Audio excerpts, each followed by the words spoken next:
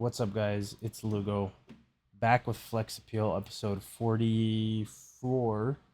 Today was our primary leg day. I did some back squats. I don't know why I'm saying this. You already know what this is. But I was like very curious to see what my top end would look like today. Because of the experiment that I had conducted with not doing Stairmaster the day before, so that my quads were fresher.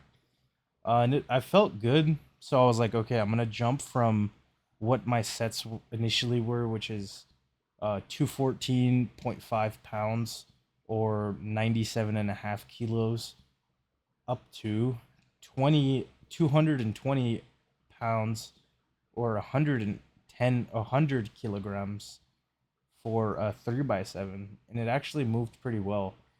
Something that I've been focusing on or trying to focus on more that I did in the past was go a little bit slower on the eccentric, because I feel like for me, I it's very valuable for myself to like stay in position where it's kind of hard for me to grind squat. I can grind a deadlift, I can grind a bench, but if I'm like really grinding an out of position squat, it gets really nasty for me really quick. So going a little bit slower on the eccentric to make sure that I'm loading in all the right places, because it's like kind of hard for me to know sometimes. It's much more valuable than something that other lifters do, which is just like try to control it but keep the eccentric as fast as they can. Or some people that are very quad dominant almost dive bomb to catch that, that reflex at the bottom. I feel like that doesn't really work for me, and when I end up kind of losing consciousness or losing perception during my squat is when my squats feel the worst. But when I'm really focused on everything during my squat and making sure that I have like a slower eccentric and really loading everything properly is when my squats go the best. And that's something that's pretty obvious, but sometimes when you're just in there and you're just like trying to get done with squats because doing legs is hard, you kind of just rush through it and go through the motions, and it ends up being less than stellar work being done. And I'm kind of a victim of that, especially on squats where I lose focus because it's such like you get through like 4 or 5 reps and it's just hard. And I end up reverting back to old bad habits, and that's something that I consistently try to break through, and break from while doing back squats. But moving on from that, we got this squat press machine from Cybex. I heard a lot of great things about it, so I was like, okay, I'm gonna go from doing pendulum squat back to leg press. As you know, the week before I was doing leg press, and then I did pendulum, and we're back to this squat press machine. It feels pretty good. The only thing that I was having a problem with is like going wide enough, and I was thinking maybe I should put my feet up higher because I'm encountering this problem where at the bottom my ass is kind of coming up, and I'm like my legs are running into my torso as well, so it's just like compensating by bringing my ass up, which is like not ideal, because I would rather that stay down. I feel like it's a ends up being a bad position if you go heavy enough. So I think next week, since I'll probably do this again, I need to like put my feet higher so that I can keep everything down, and then as well as maybe just going to the edge of the the foot placement so that I'm not like jamming my knees back into my rib cage, because it just feels like, I don't know, sometimes I feel like people are just like, yeah, you don't need that much range of motion, and you look at them and they're fucking their knees are jamming into their torso and they're like barely getting a 90-degree bend, and it's like the quads benefit from stretch mediated hypertrophy last time that I checked.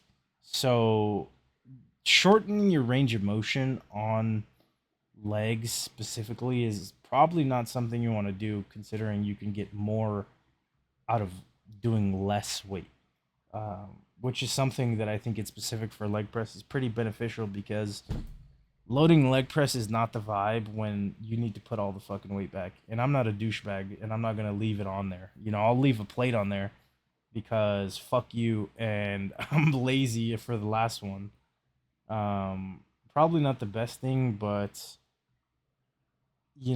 loading six, seven, eight plates and then having to put them all back, especially when I don't know why my gym switched from like we had like the standard thin 45s, not like the ultra thin where it's like a kilogram plate, but like a regular standard 45. We went from that to deep dish, and I think it's because of the coating, and they don't it's not cracked the way that they make it. But if it was between this and what the kilogram, pound plates are, the like calibrated thin steel ones, it was definitely the thin steel ones because I'm pretty sure they have the same finish coating as the deep dish, but they're not as fucking like they're not as inconvenient to put away because they're so fucking big. Like, I really don't like these plates. And then they take up so much space.